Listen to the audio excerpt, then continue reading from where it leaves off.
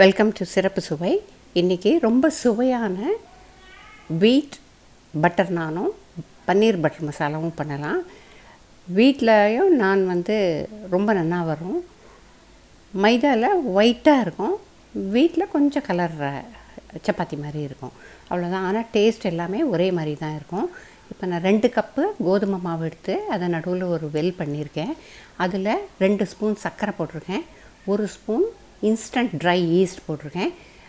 உங்கள்கிட்ட try east இருந்ததுன்னா 1/2 cup தண்ணி எடுத்து அதை கொஞ்சம் லியூக்வார்மாக சுட வச்சு அதில் 2 ஸ்பூன் சர்க்கரையை போட்டு 1 ஸ்பூன் ஈஸ்ட்டை போட்டு மூடி வச்சா 10 நிமிஷத்தில் அது பொங்கி வந்துடும். அதை இந்த மாவில் கொட்டிக்கலாம். இப்போ நான் இன்ஸ்டன்ட் ட்ரை ஈஸ்ட் போடுறதுனால அப்படியே டைரெக்டாக மாவில் போட்டு பிசியலாம். அதெல்லாம் போட்டுட்டு நான் சுற்றி போட்டிருக்கேன் உப்பு. ஏன்னா டைரெக்டாக உப்பு ஈஸ்ட் மேலே போடக்கூடாது, அதனால் சுற்றி போட்டிருக்கேன். நான் 1 கப்பு தண்ணி எடுத்து அதை லியூக்வார்மாக சுட வச்சுருக்கேன். இப்போ விரல் விட்டால் சுருக்குன்னு தெரியும் சூடு, ஆனால் பொறுக்கிற அளவுக்கு இருக்கும். அதை கொஞ்சம் கொஞ்சமாக அந்த தண்ணியை விட்டு தான் மாவை கலக்கணும். இப்போ ஒரு ஸ்பூனோ ஒரு கரண்டியோ வச்சு கொஞ்சம் கொஞ்சமாக தண்ணி விட்டு கலந்தோன்னா அதெல்லாம் ஒன்றா சேர்ந்து வந்ததுக்கப்புறம் கையால் பிசைஞ்சிக்கலாம். கையில் ரொம்ப ஒட்டி இருக்கும், திருப்பி திருப்பி அலம்பிக்கணும், அதுக்காக தான். அதனால் கொஞ்சம் கொஞ்சமாக தண்ணி விட்டு பிசையச்சே மாவும் நல்லா செட் ஆகும். கொஞ்சம் கொஞ்சமாக அந்த மாய்ஸ்சர் இழுத்துட்டு நல்லா செட் ஆகும். அதனால் அந்த தண்ணியை ஆறினா விடக்கூடாது. அதனால் கொஞ்சம் அந்த சூடு இருக்கச்சேவே லியூக்வார்மாக இருக்கச்சேவே விட்டு பிசைஞ்சால் இந்த அளவுக்கு வரும். சப்பாத்தி மாவை விட கொஞ்சம் லூஸாக தான் பிசையணும், அப்போ தான் நான் சாஃப்டாக வரும். இந்த மாதிரி வந்ததும் இப்போ அதில் 2 ஸ்பூன் எண்ணெய் விட்டுக்கலாம். எண்ணெய் கொஞ்சம் அதில் விடுறதுனால நல்லா சாஃப்டாக வரும். மாவு கையில் ஒட்டவே ஒட்டாது, ஆனால் நல்லா தளர்ந்து இருக்கும் மாவு. 2 ஸ்பூன் எண்ணெயை விட்டுட்டு ஒரு 7-8 நிமிஷம் அதை நல்லா பிசையணும். அந்த மாதிரி பிசைய வச்சே மாவு நல்லா பொங்கி வரும், ரைஸ் ஆகும். அட் த சேம் டைம் நான் ரொம்ப சாஃப்டாக வரும். அதனால் கொஞ்சம் இந்த மாதிரி லூஸாக தான் இருக்கணும் மாவு. இப்போ எண்ணெய் விட்டுருக்கிறதுனால கையிலலாம் அப்படிலாம் ஒட்டாத மாவு. இதை ஒரு 7-8 நிமிஷம் நல்லா பிசைஞ்சு வச்சோன்னா ரொம்ப சாஃப்டாக இருக்கும் மாவு. கையில் தொடச்சவே நல்லா சாஃப்டாக இருக்கும். இப்போ அதை ஒரு கிளிங்ராப் போட்டு மூடியிருக்கேன். உங்கள்கிட்ட கிளிங்ராப் இல்லைன்னா ஒரு பிளேட் போட்டு மூடி அது மேலே ஒரு கிச்சன் டவல் போட்டு மூடி எடுத்து வச்சுக்கலாம். 1-1.5 மணி நேரம் வரைக்கும் அதை வச்சிடலாம். அப்போ தான் நான் சாஃப்டாக வரும். இப்போ பன்னீர் பட்டர் மசாலா பண்ணலாம். அதுக்கு நான் 1 லிட்டர் பால் எடுத்திருக்கேன். ஃபுல் க்ரீம் பால் யூஸ் பண்ணக்கூடாது பன்னீருக்கு. அப்போ பன்னீர் நல்லா வராது, இல்லைன்னா உடஞ்சி போகும். அதனால் ரெகுலராக யூஸ் பண்ணக்கூடிய மில்கை தான் யூஸ் பண்ணணும், ஃபுல் க்ரீம் யூஸ் பண்ணக்கூடாது. சில பேர் ஃபுல் க்ரீம் போட்டாக்க நிறைய பன்னீர் வரும்னு நினச்சிப்பா, இல்லை அது வராது. அதனால் ஃபுல் க்ரீம் போடாதீங்க. ரெகுலராக நம்ம யூஸ் பண்ணுற பாலையே யூஸ் பண்ணி அது கொஞ்சம் பொங்கி வரைச்சே ஒரு எலுமிச்சம்பழத்தை பிழிஞ்சு அந்த ஜூஸ் எடுத்து அதே அளவு தண்ணி விட்டு கலந்து எடுத்து வச்சுக்கணும். கொஞ்சம் கொஞ்சமாக அந்த லெமன் ஜூஸ் விடணும். லெமன் ஜூஸும் விடலாம், இல்லைன்னா ஒயிட் வினிகரும் 1 ஸ்பூன் ஒயிட் வினிகரும் 1 ஸ்பூன் தண்ணியை விட்டு கலந்து அதை கொஞ்சம் கொஞ்சமாக இந்த மாதிரி விடணும். இப்போ இது கறந்த பாலாக இருந்தால் 1 தடவை இல்லை 2 தடவை லெமன் ஜூஸ் உடைச்சவே நல்லா பன்னீர் திரிஞ்சு வந்துடும். பேக்கெட் பாலில் அதை விட கொஞ்சம் டைம் கூட ஆகும். அதனால் பொறுமையாக ரொம்ப கலர வேண்டாம். அந்த லெமன் ஜூஸ் விட்ட உடனே கொஞ்சம் ஒரு கலரி விட்டுட்டு அது திரிய ஆரம்பிக்கிறதான்னு பார்க்குறதுக்கு தான் அது கலரணும். கை விடாமலாம் கலரக்கூடாது. இப்போ இந்த லெமன் ஜூஸை கொஞ்சம் கொஞ்சமாக விட்டு பேக்கெட் பாலுக்கு அது அடுப்பில் வச்சே லெமன் ஜூஸை விடலாம். இப்போ அந்த மாதிரி விடுறதுனால இது பன்னீர் தனியாக பிரிஞ்சு வரும், நிறையவே பன்னீர் வரும் அந்த மாதிரி பண்ணுறதுனால. இப்போ இந்த தண்ணி அதில் இருக்கிற தண்ணி டிரான்ஸ்பரண்ட்டாக க்ரீனிஷ் எல்லோ கலரில் வரும். அப்போது பன்னீர் நிறைய திரண்டு வந்திருக்குன்னு அர்த்தம். துளி கூட ஒயிட் கலர் அதில் இல்லை. இந்த மாதிரி அது பிரிஞ்சு வந்ததுக்கப்புறமாக அதை வடிகட்டணும். அதை வடிகட்டுறதுக்கு ஒரு வடிகட்டியை ஒரு பாத்திரத்து மேலே வச்சு அது மேலே ஒரு துணியை போட்டு அதில் இந்த பன்னீர் கொட்டினோன்னா அந்த தண்ணியெல்லாம் வடியும் கீழே. இப்போ அந்த சூடாக இருக்கிற அந்த தண்ணி வடிஞ்சதும் ஒரு 1/2 லிட்டர் தண்ணி ரெகுலர் வாட்டர் எடுத்து க்ளீன் வாட்டர் எடுத்து அது மேலே விட்டோம்னா அதில் லெமன் ஜூஸ் இல்லைன்னா வினிகர் எது விட்டுருந்தாலும் அந்த ஸ்மெல் போகிறதுக்காக அந்த தண்ணி அது மேலே விட்டுட்டு கொஞ்சம் லேசாக பிழிஞ்சிட்டு இப்போது நான் அதை டோஃபோ ப்ரெஸ்க்குள்ளே வைக்க போகிறேன். டோஃபு ப்ரெஸ் இல்லாதவா வந்து அதை நல்லா ஒட்டை புழிஞ்சிட்டு அதை ஒரு தட்டு மேலே வச்சு அது மேலே கொஞ்சம் வெயிட் வச்சா தான் அதில் இருக்க எக்ஸஸ் வாட்டர்லாம் போயிடும். இப்போது அந்த பன்னீரில் இருக்கிற தண்ணியை கொஞ்சம் புழிஞ்சு விட்டுட்டு அதுக்குள்ளே 4 பெரிய தக்காளி எடுத்திருக்கேன். பெரிய சைஸில் தக்காளி இல்லைன்னா ஒரு 6 தக்காளி கூட எடுத்துக்கலாம். எடுத்து அந்த பின்னால் பக்கத்தில் இப்படி ஒரு க்ராஸ் போடணும் கத்தியால் போட்டுட்டு ஒரு சின்ன சைஸ் இது வந்து பெரிய வெங்காயம் அதனால் பாதி எடுத்துருக்கேன்.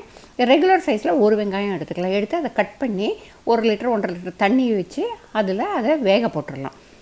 போட்டுட்டு இப்போ இதுதான் டோஃபு ப்ரெஸ். அந்த டோஃபு ப்ரெஸ்க்குள்ளே இதை இப்படி வச்சு மேலே அதை மூடி அதை வந்து ப்ரெஸ் இருக்க மேலே அதை போட்டோன்னா அந்த பன்னீரில் இருக்கிற எக்ஸஸ் வாட்டர் எல்லாமே போயிடும். இந்த மூடியை மேலே போட்டு நல்லா டைட்டாக மூடி சைடில் எலாஸ்டிக் இருக்கும் அதை போட்டுட்டோம்னா அந்த வாட்டர் எல்லாம் தானே போயிடும். அப்படி இல்லைன்னா அதை நல்லா சுற்றி வச்சு ஒரு பிளேட் வச்சு கீழே கொஞ்சம் ஹோல்ஸ் இருக்க மாதிரி பிளேட் இருந்தால் நல்லா வடிஞ்சிடும் எல்லா தண்ணியுமே வச்சு மேலே வந்து ஏதாவது வெயிட் வச்சாக்க இந்த பன்னீர் செட் ஆகிடும். இப்போ இதை நான் தண்ணி வடிகிறதுக்காக வச்சுட்டேன். இப்போ பார்த்தா தக்காளி வெங்காயம் நல்லா கொதிச்சு வருது.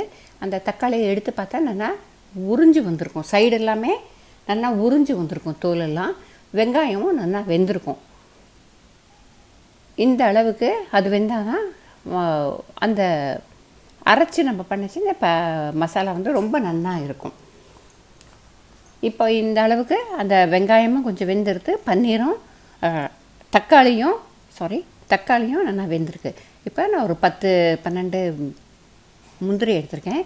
ஆக்சுவலாக முந்திரியை வந்து தக்காளி வெங்காயத்தோடு போட்டு வேக வச்சிடலாம். நான் இன்றைக்கி மறந்துட்டேன். அதேமாதிரி நீங்களும் மறந்துட்டேன். அதில் கொஞ்சம் தண்ணி கொட்டி வச்சு ஊற வச்சுருந்தோன்னா அது கொஞ்சம் சாஃப்ட் ஆகிடும். இப்போ நான் ஒரு 2-3 பல்லு பூண்டும் ஒரு சின்ன பீஸ் இஞ்சியும் எடுத்திருக்கேன்.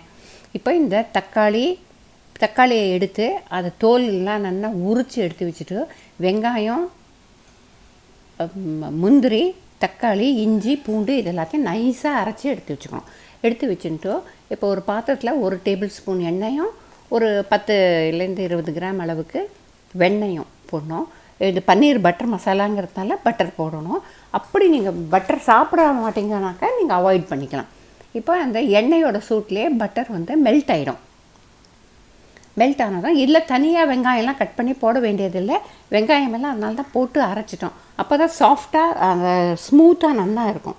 இப்போ அந்த அரைச்சி வச்சுருக்கிற மசாலா இருக்கு இல்லையா, அந்த மசாலாவை இப்போ அந்த எண்ணெயில் டைரெக்டாக விட்டுட்டு அந்த பாத்திரத்தில் வந்து ஒரு 1/2 டம்ளர் அளவு தண்ணி விட்டு அலம்பி அதையும் இந்த இதில் கொட்டிட்டு இப்போ அதை கொதிக்க விடணும்.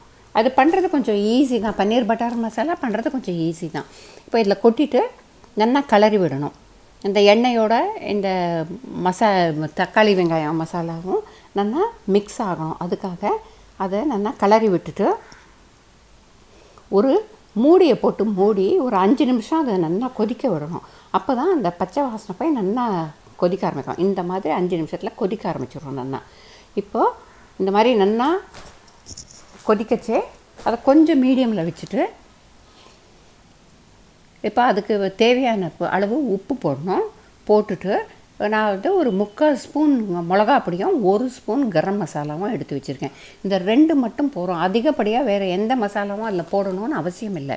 இப்போ அந்த மிளகா பொடியும் கரம் மசாலாவும் போட்டுட்டு ஒரு 1/2 ஸ்பூன் சர்க்கரை போடணும். போட்டால் இந்த தக்காளியில் கொஞ்சம் புளிப்பு இருந்தால் கூட எல்லாத்தையும் பேலன்ஸ் பண்ணணும்.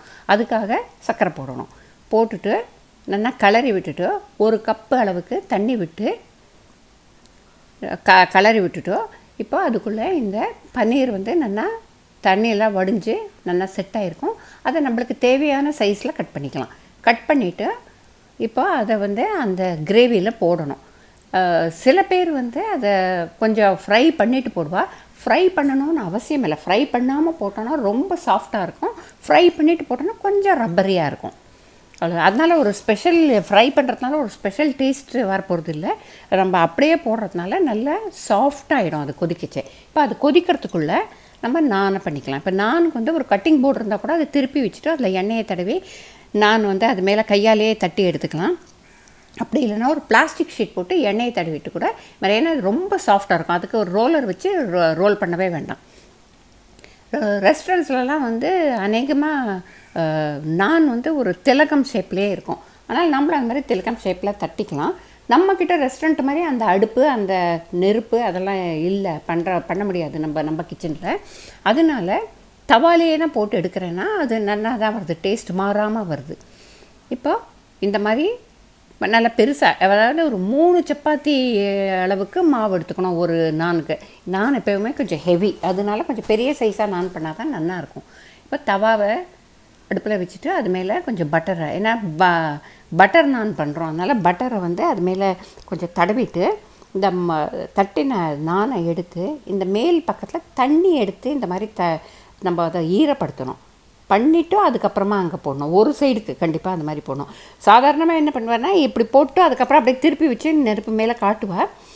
அது கூட அவசியம் இல்லை, நம்ம 2 பக்கமே திருப்பி போட்டாலே நல்லா வந்துடும். அதை போட்ட உடனே பாருங்கள் இந்த மாதிரி பஃப் ஆகி மேலே வரும். அதை அந்த தண்ணி வேறு போட்டிருக்கிறதுனால நல்லா சாஃப்டாக இருக்கும்.